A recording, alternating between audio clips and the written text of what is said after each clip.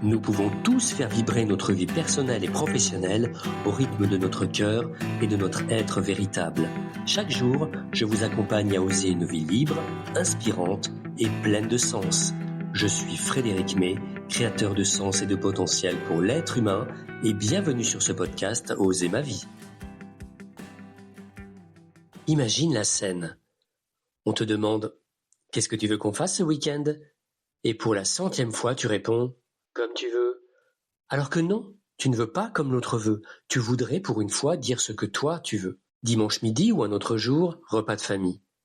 On a déjà décidé du menu, de ta place et accessoirement de ce que tu devrais faire de ta vie. Tu ouvres la bouche pour proposer autre chose et tu la refermes. Laisse tomber, c'est plus simple. Entre amis, un vendredi soir, le groupe choisit le restaurant, l'heure, le film, toi, tu suis toujours. Un jour, tu t'es surprise à te demander « Est-ce qu'ils savent seulement ce que j'aime, moi ?» Ou peut-être que finalement, je ne leur ai jamais dit. Et puis, il y a la rue, le quotidien, les 1000 petites scènes de rien du tout. Cette personne qui te double dans la queue, et toi qui ne dis rien. Ce trottoir trop étroit, où tu es celui ou celle qui s'écarte, systématiquement, sans même y penser. Et puis, il y a le travail, une réunion. Toi, tu as une idée, une vraie bonne idée. Ta main se lève à moitié et redescend. Quelqu'un d'autre parle, puis un autre. La réunion se termine, et toi tu rentres chez toi avec cette phrase qui tourne en boucle. J'aurais dû le dire. Aujourd'hui on parle de ça, de cet espace qu'on n'ose pas prendre, de cette place dans une famille, dans un couple, entre amis, dans la rue au travail, qu'on laisse vide, peut-être par habitude, par peur de décevoir, de paraître arrogant, par cette gentillesse devenue une prison. Si tu es fatigué de dire oui à tout le monde, sauf à toi-même, de répondre sans cesse à ce que les autres ont fait de toi, d'être indécise personnellement ou professionnellement et avoir l'impression de passer à côté de ta vie, cet épisode est pour toi. Bonjour et bienvenue dans Oser ma vie, le podcast qui permet d'imaginer, d'initier et de créer la vie que vous voulez. Je suis Frédéric May et depuis plus de 12 ans, j'accompagne les personnes à oser une vie libre, inspirante et pleine de sens à travers mes accompagnements et animations Oser ma vie, Oser mon job et Oser mon business que vous pouvez découvrir sur osercoaching.fr. Aujourd'hui, c'est le moment de prendre ta place dans ce monde. Enfin. Tout d'abord, il y a des situations où je me fais petite. Il y a une question que je pose souvent en coaching et qui crée presque toujours un silence dans la pièce. Où dans ta vie tu te fais petite? Pas où es-tu timide? Pas où manques-tu de confiance? Où est-ce que toi, activement, tu te rends plus petite que tu ne l'es? Ça commence souvent tôt et ça se glisse partout, sans bruit. Ce repas de famille où l'on continue de te parler comme si tu avais 15 ans et où tu acceptes cette place-là par habitude. Ce « comme tu veux » répété en couple ou entre amis jusqu'à ne plus très bien savoir toi-même ce que tu veux vraiment. Cette tendance à toujours suivre plutôt que de proposer jusqu'à s'épuiser en silence sans que personne ne s'en aperçoive. Mais c'est aussi cette augmentation qu'on mérite depuis longtemps et qu'on n'a jamais osé demander. C'est cette charge de travail qu'on accepte encore alors qu'on est déjà débordé. C'est ce coup de gueule qu'on n'ose pas pousser face à une situation injuste. Et ça continue dans la vie de tous les jours, s'excuser alors qu'on n'y est pour rien, s'écarter alors qu'on est à sa place, s'effacer alors que l'on a quelque chose à dire, se taire alors qu'on a quelque chose à demander, ou répondre à des sollicitations à contre-cœur. Ce ne sont jamais de grandes scènes, ce sont des dizaines de petits renoncements et frustrations, répétés jour après jour, dans une famille, un couple, entre amis, dans la rue, au travail, qui mis bout à bout dessine une vie entière vécue en retrait et ce sentiment de mal exister. Il y a une nuance importante ici. Ce n'est pas seulement qu'on nous empêche de prendre notre place, c'est qu'on ne se l'autorise pas nous-mêmes. On attend une invitation qui ne vient jamais. On attend d'être prête, d'être légitime, d'avoir le bon diplôme, le bon âge, la bonne expérience. On attend que quelqu'un dise « Vas-y, c'est ton tour ». Sauf que dans la vraie vie, personne ne dit jamais vraiment ça. Il n'y a pas d'arbitre qui siffle le coup d'envoi de ta légitimité. On ne s'autorise pas à changer d'avis par peur de décevoir. On ne s'autorise pas à dire « Ce soir, j'ai juste envie d'être seul ». On ne s'autorise pas à annuler sans se justifier pendant 10 minutes. On ne s'autorise pas à simplement dire « Non, c'était mon tour ». Et on ne s'autorise pas à prendre la parole en premier alors qu'on a un avis fort dès le début, ou à se lancer dans ce projet qu'on repousse, juste encore un peu, le temps d'être vraiment prête. Et il y a des espaces plus intimes encore. S'autoriser à changer d'avis quel que soit l'âge, s'autoriser à dire qu'on est fatigué sans avoir besoin de le justifier par un certificat médical, s'autoriser à exister tout simplement sans avoir accompli quelque chose de spectaculaire pour mériter d'occuper de l'espace. On pense souvent que se faire petit, petite, c'est plus sûr, moins de risques, moins de conflits, moins de jugements. On croit qu'on économise quelque chose, mais l'invisibilité a un coût réel qui se paye en silence, année après année. C'est cette perception d'être transparente, sans saveur, sans intérêt, indécise, seule et mal comprise parfois, cette impression de ne pas vivre ce que l'on a à vivre et d'être reconnu par les autres à sa juste valeur. Car oui, tu as de la valeur, nous avons tous de la valeur rien que par le fait d'être nés. Nous sommes riches de nos histoires, de nos émotions, de tout ce que nous avons vécu et traversé. Nous sommes riches d'être vivants. C'est ce qu'on a fait de toi qui te limite aujourd'hui. Le coup le plus lourd dans tout ça, c'est le coup intérieur. Cette fatigue insidieuse de vivre une vie qui n'est jamais tout à fait la nôtre. Faire les choix des autres, répondre aux attentes des autres, prendre les places qu'on nous a laissées, jamais celles que l'on souhaitait au fond de nous. Marre d'être trop gentil, marre d'être invisible, marre de dire oui alors qu'à l'intérieur tout crie non, marre d'être un autre, une autre aux yeux des autres. Ce n'est pas un défaut de caractère, c'est une place qu'on a rétrécie petit à petit et qu'il est temps de reprendre.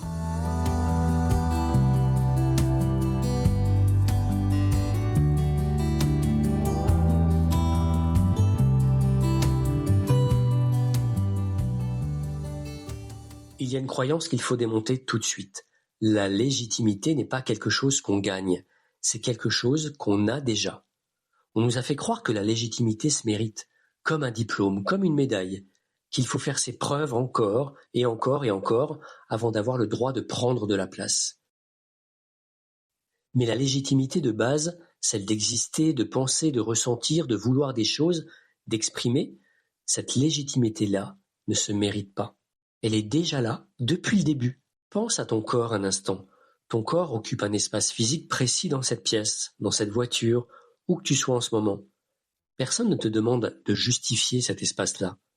Ton territoire personnel, tes idées, tes besoins, tes limites, ton temps méritent exactement la même évidence. Ce territoire ne s'arrête à aucune porte. Il n'y a pas de zone où il serait suspendu parce qu'on est en famille ou en couple, parce que c'est comme ça entre amis, ou parce qu'au travail ça ne se fait pas. Chaque personne, chaque être humain a un territoire qui lui appartient. Ce n'est pas de l'arrogance de l'occuper, c'est simplement la réalité de notre existence à chacun. Et prendre sa place, ce n'est pas écraser les autres. C'est souvent là que le blocage se cache. On confond prendre sa place et prendre la place des autres. On a peur qu'affirmer un besoin, ce soit devenir cette personne qu'on n'a pas envie d'être. Celle qui écrase, qui coupe la parole, qui impose, qui peut décevoir aussi. Mais ce sont deux choses radicalement différentes. Prendre sa place, c'est occuper l'espace qui te revient sans empiéter sur celui des autres. C'est tout simplement être. Écraser, c'est avancer sur le territoire de l'autre pour agrandir le sien, ce n'est pas pareil. Il y a un exemple qui m'a toujours marqué. En 1955, aux États-Unis, Claudette Colvin, lycéenne noire de 15 ans, refuse de céder sa place à un passager blanc dans un bus, malgré les sommations du chauffeur. Elle ne crie pas, elle ne se bat pas, elle n'écrase personne physiquement, elle reste simplement assise à la place qu'elle occupe déjà légitimement. Ce geste minuscule, immobile, a eu un retentissement immense précisément parce qu'il n'avait besoin d'aucune violence, juste l'affirmation tranquille d'un espace qui lui revenait. Certes, elle fut arrêtée, mais son geste juste et le procès qui en a suivi a mis fin à la ségrégation dans les transports publics dans le sud des États-Unis. Donc tu n'as pas besoin de crier plus fort que les autres pour exister. Tu as juste besoin de rester assise à ta place, même quand tout te pousse à te lever et à la céder. Voici peut-être la phrase la plus importante de cet épisode. Retiens-la, écris-la si tu peux. Mon existence n'a pas à être justifiée. Mon existence n'a pas à être justifiée. Jamais. Tu n'as pas besoin d'un contrat de travail pour avoir de la valeur. Tu n'as pas besoin d'un titre, d'un salaire, d'un CV impressionnant, d'enfants qui ont réussi, d'un physique irréprochable pour avoir le droit d'occuper de l'espace dans ce monde. Ta présence suffit. Ton existence en elle-même est déjà une raison suffisante d'être là. Tu n'es pas ce que tu fais. Tu es un point, c'est tout. Ce n'est pas de la naïveté, c'est un point de départ solide, parce que tant qu'on cherche à justifier son droit d'exister par ce qu'on produit, on reste dans une quête sans fin, et il y aura toujours un accomplissement de plus à ajouter avant de se sentir autorisé. Le jour où tu poses cette quête, où tu acceptes que ton existence n'a besoin d'aucune preuve supplémentaire, quelque chose se libère.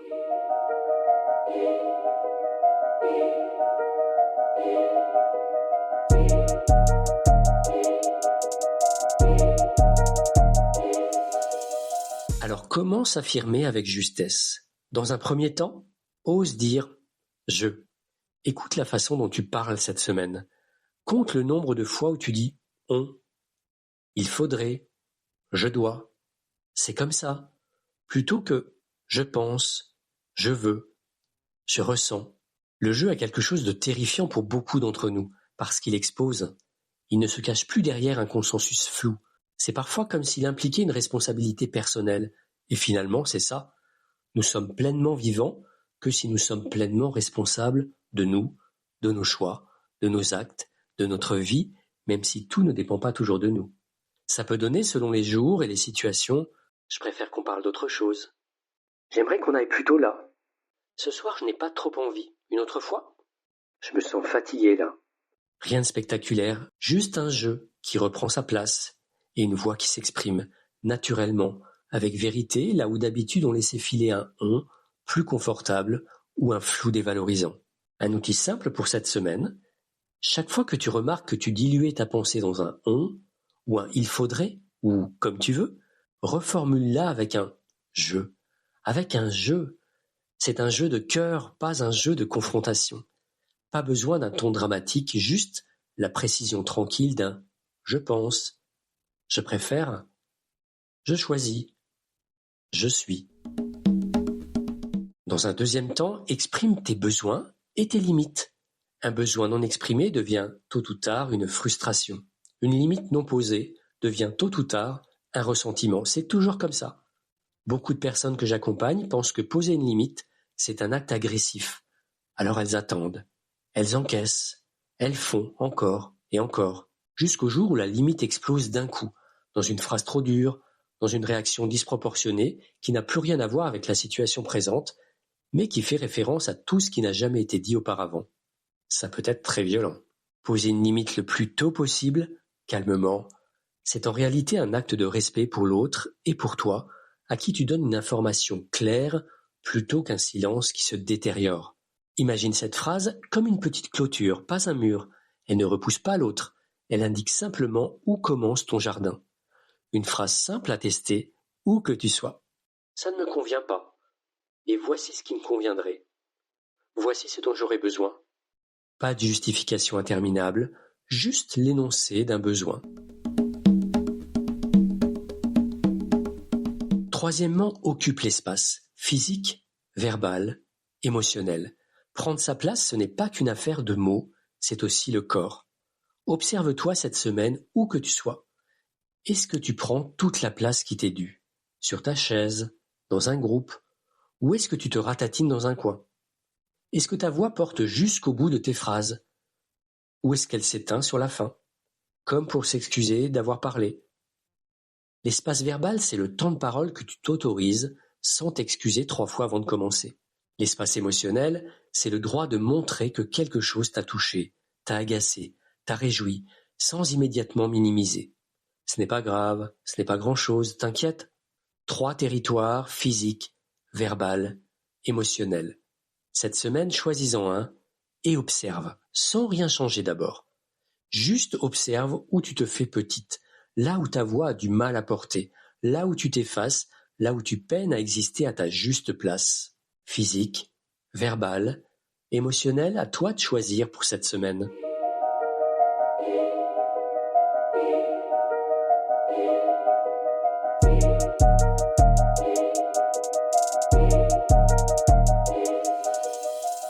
Après la réflexion et l'observation, passons à l'action. Alors voici 3 actions très concrètes pour avancer. Choisis-en une aujourd'hui même. Une seule suffit, une seule, mais vraie. Première action, réclamer un espace dès aujourd'hui. Quel espace très concrètement peux-tu réclamer aujourd'hui? Un créneau dans un agenda pour toi seul? Une place à une table? Un temps de parole dans une réunion où d'habitude tu te tais?